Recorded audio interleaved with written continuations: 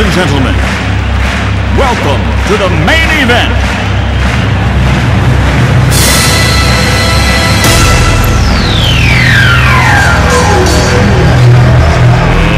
Let's get ready to rumble!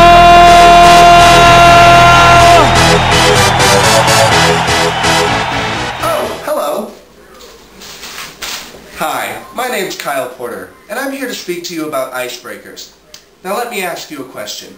Have you ever been in a situation where there's just awkward tension? Have you ever been a leader of a new group? A group that doesn't really want to communicate? Let me tell you, I've got the answers. It's called an icebreaker. Say you're in this situation. Orientation. Say you're an orientation leader. And you don't know how to get your students active. Well, I've got the answers for you. Let me take you on a ride. Come on.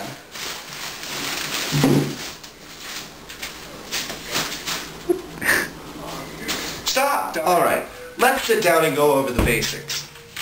Now, icebreakers are very important. In fact, there's a specific definition I want to tell you about. Here it is.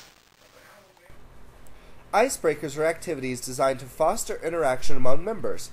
They are particularly useful in the initial stage of group developments, but can be effective in later stage to challenge assumptions, break up cliques, and deal with problems. Now that we've got the technicalities out of the way, let's break it down letter by letter. For starters, we're going to start with the word icebreaker itself. I. Introduce members. Make sure they know each other. C. Create a comfortable environment to make sure they're comfortable. E. Explore thoughts and feelings of the members of your group. B. Break up those cliques. They always bring the group down. R. Release tension. Make sure there's no awkward feelings. E. Encourage interaction between group members. A. Acquaint yourselves with the members of your group.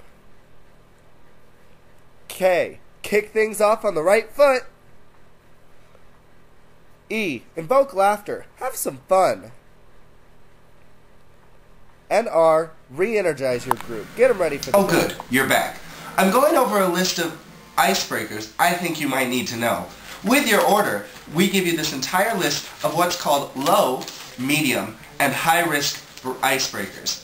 The difference is low risks really don't challenge people, they really just open them up and get them to talk to one another. High risk, however, pushes the limits and asks them to talk about things they certainly don't want to talk about.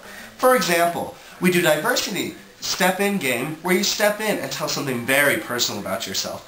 High-risk icebreakers are a little risky in new situations, so we stick to low and medium.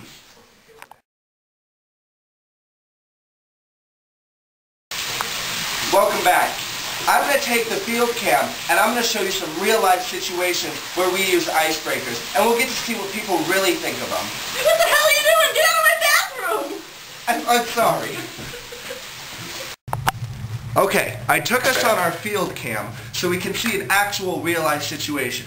I'm going to be acting as our orientation leader, and behind me are the group that are feeling a little bit awkward. Alright, let's see what happens.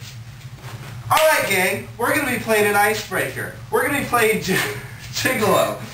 Put your cell phones away and get active. Now the song goes jig-a-lo, jig-jig-a-lo. Do you guys know this one?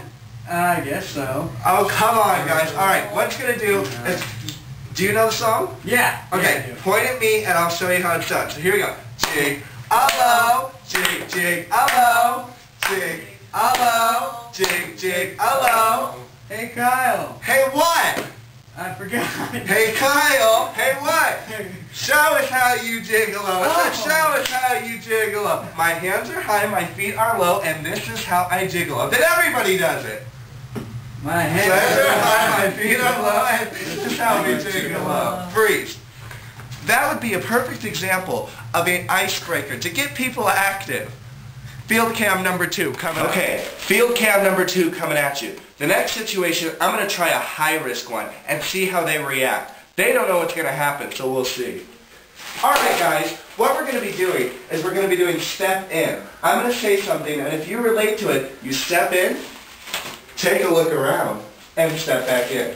It can get kind of personal, so if you want to stop, please do. Please step in if you're white.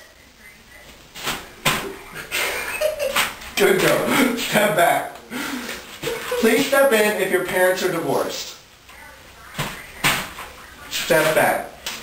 Please step in if you feel you've had a hardship in your life. Freeze. Obviously, I didn't go very in-depth with the question for our field cam this time, but next time I will. That's called a high-risk icebreaker. You don't want to do that right away, but it's definitely a fun one if you've got a great group. Coming at you back. So I'm here with one of my situation orientees, and she's going to tell us what she thought of icebreakers.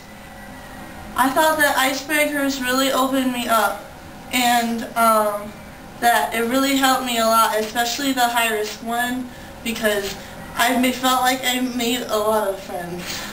Very good. She connected with people, and that's the purpose of icebreakers.